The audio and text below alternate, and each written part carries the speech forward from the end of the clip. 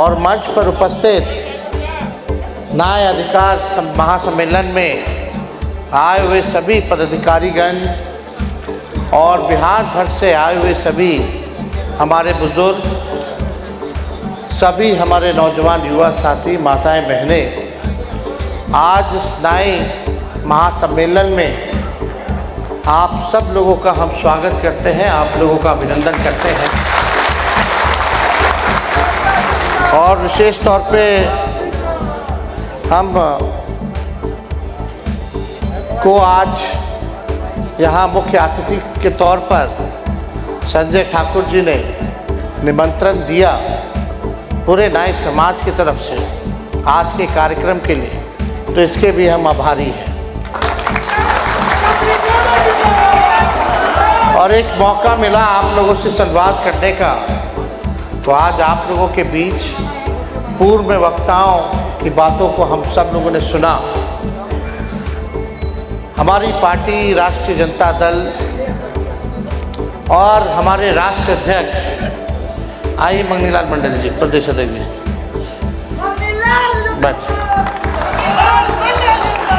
राष्ट्रीय अध्यक्ष आदरणीय लालू जी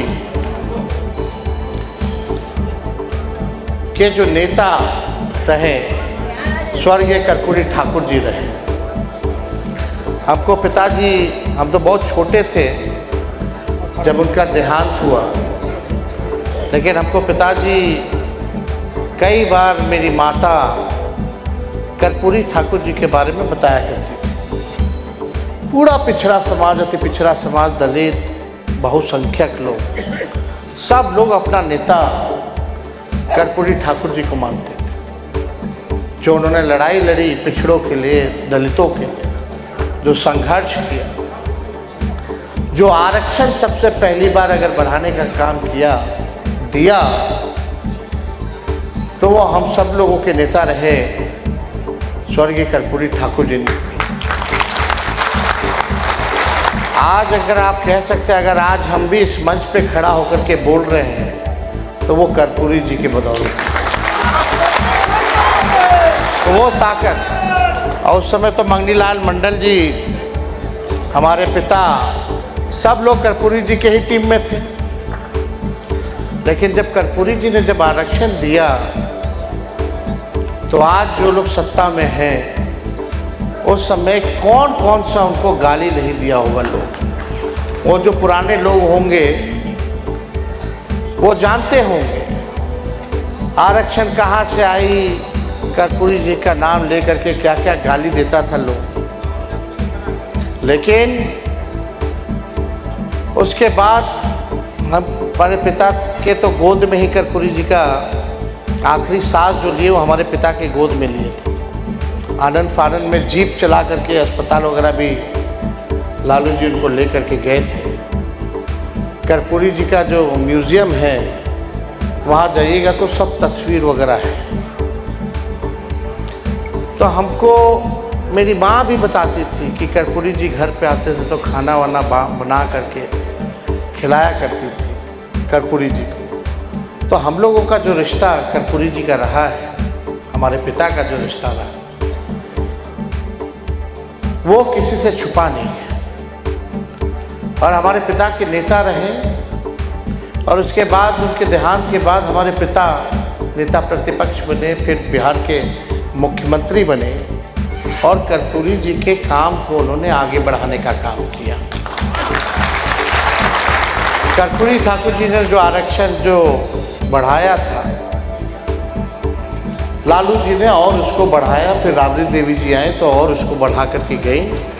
और जब हम लोगों का 17 महीने का सरकार आया, तो उसमें भी सबसे अधिक 24% जो अति पिछड़ा लोग को हम लोगों ने 17 महीने में जो 65% आरक्षण बढ़ा पिछड़ों का, अति पिछड़ों का, उसमें सबसे बेसी हम लोगों ने 17 महीने के सरकार में बढ़ाने का काम किया। लेकिन भाजपा के आते ही चाचा जी पलट गए,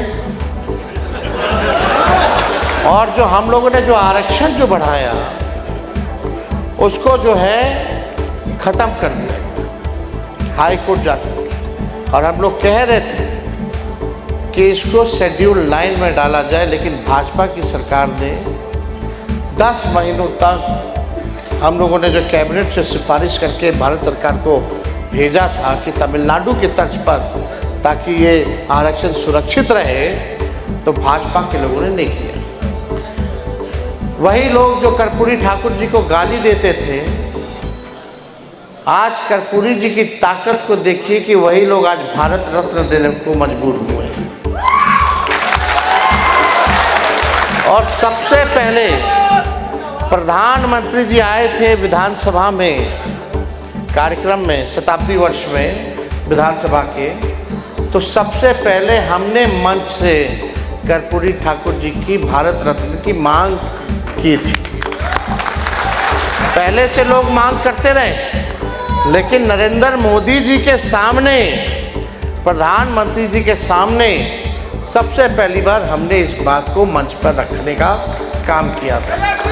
आज उनको देना पड़ा, लेकिन देना पड़ा है तो इसमें बड़ी साजिश है। ये लोग चाहते नहीं, सब चीज़ तो प्राइवेटाइज कर दिया। जहां भी नौकरी मिलने की संभावना सरकारी थी, जो भी सरकारी संस्थाओं में थी, जब प्राइवेट हो गया तो आरक्षण वहां लागू हो गए ही नहीं। आज भी जो बहालियां 5 लाख नौकरी हम लोग दिए 17 महीने में, 3 लाख नौकरी जो प्रक्रियाधीन कराए, आज जो बहाली निकल रहा है, अगर 65% आरक्षण पिछड़ा अति पिछड़ा दलित लोगों का रहता तो आज नौकरी में भी लाभ जो है कितना मिल रहा होता। लेकिन आज लाखों में नौकरियों का नुकसान अगर हो रहा है तो पिछड़ा समाज को, अति पिछड़ा समाज को, दलित आदिवासी समाज को हो रहा है। इसको लेकर के हमने बिहार विधानसभा में भी पिछले बार जो है आवाज़ उठाया, लेकिन ये सरकार को करना नहीं। ये मौजूदा सरकार आरक्षण विरोधी, गरीब विरोधी सरकार है। आज आप लोगों के मत को जो है, जो बाबा साहब अम्बेडकर ने वोट देने का जो अधिकार दिया आप लोगों को, चाहे अंतिम पैदान पर खड़ा गरीब से गरीब क्यों ना हो और अमीर से अमीर, ताकतवर क्यों ना हो, सबको एक ताकत दी, वोट का अधिकार। आज जो है वोट के अधिकार को जो है आप लोगों से छीनने की बड़ी साजिश जो है किया जा रहा है। 65 लाख लोगों का वोटर लिस्ट से नाम जो है काट दिया गया है। कितना बड़ा फर्जीवाड़ा हुआ। BLO खुद ही अपने भरा, खुद ही अंगूठा छाप लगाया, खुद ही साइन किया, खुद ही अपलोड कर दिया, बिना कोई डॉक्यूमेंट के, बिना कोई कागज के। ये बड़ा साजिश चल रहा है। बिहार लोकतंत्र की जननी है और बिहार से ही लोकतंत्र को खत्म करने का ये लोग प्रयास कर रहे हैं। यानी अभी आपका वोटर लिस्ट से नाम कट जाएगा तो ना आपको राशन मिलेगा, ना आपको पेंशन मिलेगा, ना कोई आपको सरकारी सुविधा मिलेगी और आप इस देश के नागरिक नहीं कहलाइएगा। और जब नागरिक नहीं रहिएगा तो आपकी जो संपत्ति है वो लेकर के ये लोग अमीरों को, पूंजीपतियों को देने का काम करेंगे। ये भारी डिजाइन है। अभी भी आप सब लोगों के बीच हमने लगातार आवाज उठाया, EPIC नंबर मिलता है कि नहीं मिलता है, वोटर वाला होता है। तो आज हम EPIC नंबर ऑनलाइन चेक कर रहे थे तो उसमें तेजस्वी का वोटर लिस्ट से नाम नहीं है।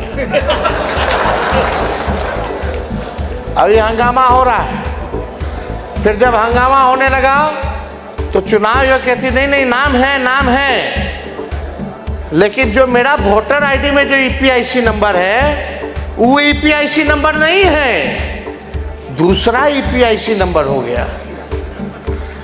EPIC नंबर बदलता नहीं है। EPIC नंबर तभी बदलता है जब आप अपना नाम कटवा करके दूसरे राज्य में अगर जुड़वाइएगा अपना नाम वोटर लिस्ट में, तब जा करके EPIC नंबर जो है बदलता है। तो आज सवाल खड़ा हो गया कि हमारे साथ जब ऐसा हो सकता है, IAS अफसर लोग का भी नाम कट गया, उनकी बीवी का भी नाम कट गया। बड़ा साजिश है ये। लोग कहते थे, लोहिया जी कहते थे, लालू जी कहते हैं, वोट का राज मतलब छोट का राज। आज वोट की ताकत है कि आज कितना बड़ा से भी बड़ा नेता हो, प्रधानमंत्री हो, उसको मतदाता के सामने झुकना पड़ता है। ये ताकत है और ये छीनने का प्रयास कर रहा है लोग। तो इसमें आप सब लोगों से हम कहेंगे कि भाई आप लोगों को चौकन्ना रहने की ज़रूरत है। किसी भी कीमत पर आप अपने अधिकार को छीनना जो चाहते हैं लोग, आप लोग छीनने मत दीजिए। सुनिश्चित कीजिए कि आप लोग का भी नाम वोटर लिस्ट में हो। और इसके लिए हम लोग तो सुप्रीम कोर्ट में भी गए हैं, मामला उठाए हुए हैं। इलेक्शन कमीशन को तो बाद में हम लोग देखेंगे जो बेईमानी कर रहा है, और इस पर ज़्यादा टिप्पा टिप्पणी नहीं करेंगे। लेकिन हम आए हैं आप लोगों के बीच, आपके समाज के उस, हम लोग आप ही के लोग हैं, आपके लिए काम करना है। आप लोगों को जो सहयोग होगा, अगर आप लोग एक कदम बढ़ाइएगा तो तेजस्वी 4 कदम चलने के लिए तैयार है। यहाँ कई मांगे, और आप लोग अपनी चिंता छोड़ दीजिए। राजनीति में भागीदारी की जहाँ तक बात आएगी तो उसका टेंशन अब आप लोगों को लेने की जरूरत है। अब हम उस टेंशन को पूरा करने का काम करें। जितनी संख्या है उस अनुपात में आप लोगों को राजनीतिक भागीदारी जो है सुनिश्चित जो है कराई जाए। और आगे देखिए, सुनिए, ये जो सरकार जो है हमारे चाचा का, अभी अचेत अवस्था में हम मान सम्मान करते हैं। अब तो रिमोट कंट्रोल है अमित शाह, नरेंद्र मोदी जी के पास। इनको तो कुछ बुझा ही नहीं रहा है अभी। जब बाद में बुझाएगा तो हम लोग को जब छोड़े तो अफसोस ज़रूर करेंगे। तो ये बात तो है, बड़े हैं, बुजुर्ग हैं, उम्र का प्रभाव पड़ता है, हम इस पर कोई टिप्पा टिप्पणी नहीं करेंगे। लेकिन रिमोट कंट्रोल से सरकार चल रही है, भाजपा चला रही है। ये भाजपा के लोग जो है चला रहे हैं। ये अभी जो लोग भाजपा में हैं, लोग मजाक उड़ाता है लालू जी का, बोलता है कि लालू जी लौंडा नाच देखते थे। ये हम लोगों की संस्कृति रही है। भिखारी ठाकुर जी का अपमान कर रहे हैं लोग, और इसी संस्कृति को, सभ्यता को लालू जी ने गांव देहात में पहले इंटरटेनमेंट में ये ना चलता था। और शेक्सपियर है तो भोजपुरी के, तो हाउस में जब सवाल पूछा गया तो सब लोग चुप हो गया। हम बोले देखो भिखारी ठाकुर जी को अपमान कर रहे हो। इतने बड़े व्यक्ति जिनका नाम देश दुनिया में जाना गया, और जो लोग बोल रहा है कि लालू जी लौंडा नाच देखते थे, तो पीछे बैठ के तलिया के मारता था। कौन लोग थे?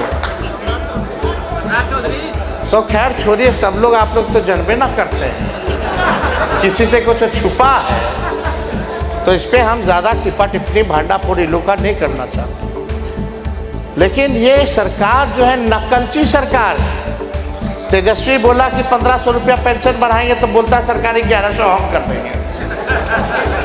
हम बोले 200 यूनिट फ्री में बिजली देंगे, तो सरकार बोलता है 125 यूनिट फ्री में हम बिजली देंगे। हम बोले युवा आयोग बनाएंगे, तो वो बोलता हम भी युवा आयोग बनाएंगे।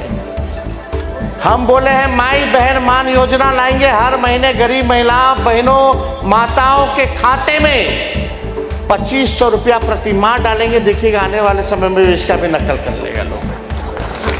अपना इन लोगों के पास कुछ नहीं। हमने नौकरी दिया 5 लाख, 10 में बोलते थे, 20 में बोलते थे ना कि 10 लाख नौकरी देंगे, लेकिन 17 महीने उप मुख्यमंत्री होकर के 5 लाख नौकरी हम लोग दिए बिना पेपर लीक हुए।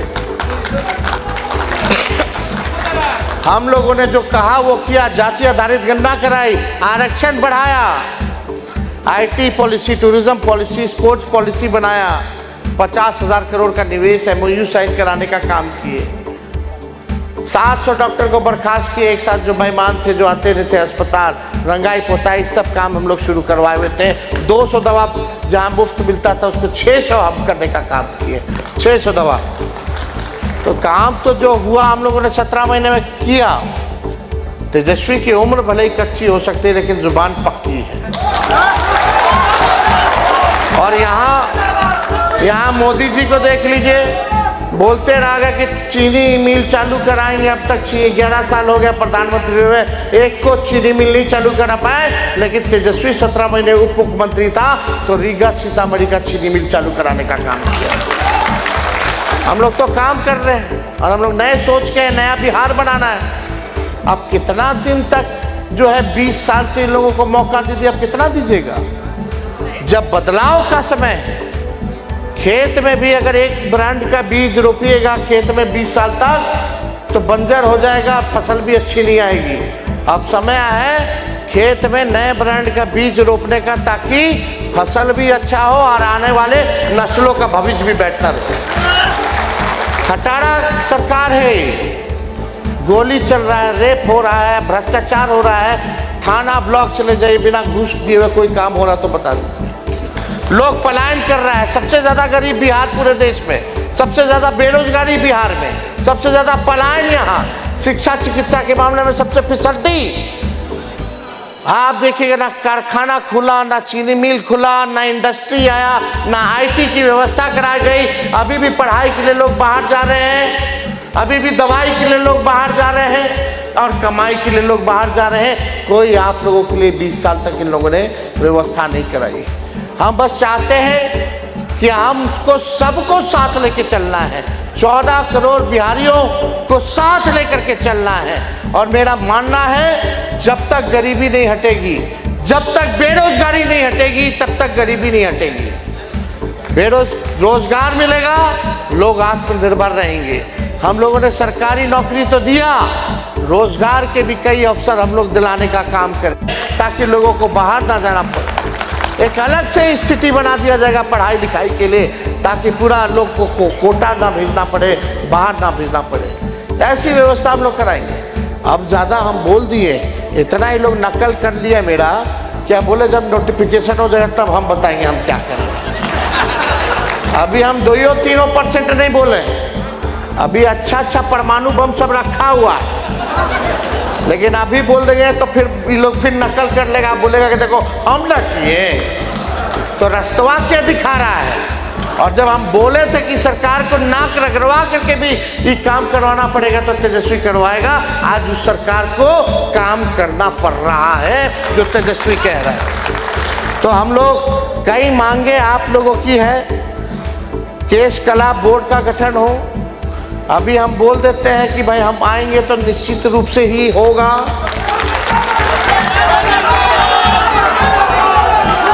व्यवस्था भी होनी चाहिए आप लोगों की। राजनीति में प्रतिनिधित्व की बात आई तो मेरा अब वो जिम्मेवारी है कि आपके समाज को कैसे जगह मिले, कैसे मौका मिले, यह मेरी जिम्मेवारी है।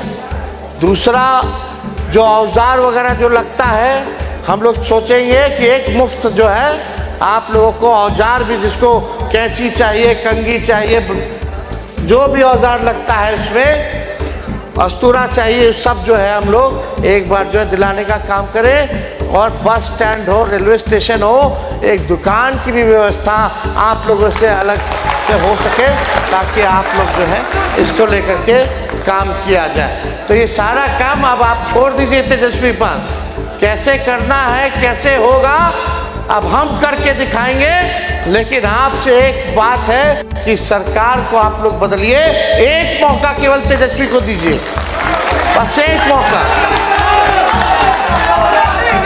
तो आप सब लोग इतनी बड़ी संख्या में यहाँ आए हैं, आप सब लोगों का हम दिल से धन्यवाद देते हैं। और संजय ठाकुर जी को भी धन्यवाद देते हैं कि भाई बहुत मेहनत करके इस कार्यक्रम को जो है सफल बनाने का काम किया है। और यहाँ आए हुए सभी लोगों को अभिनंदन करते हैं और अपनी बात को यहीं समाप्त करते हैं। कर्पूरी ठाकुर अमर रहे, भिखारी ठाकुर अमर रहे। जय हिंद, जय बिहार। निकल रहे हैं। Thank you so much for watching this video. Don't forget to like, comment, share, and subscribe.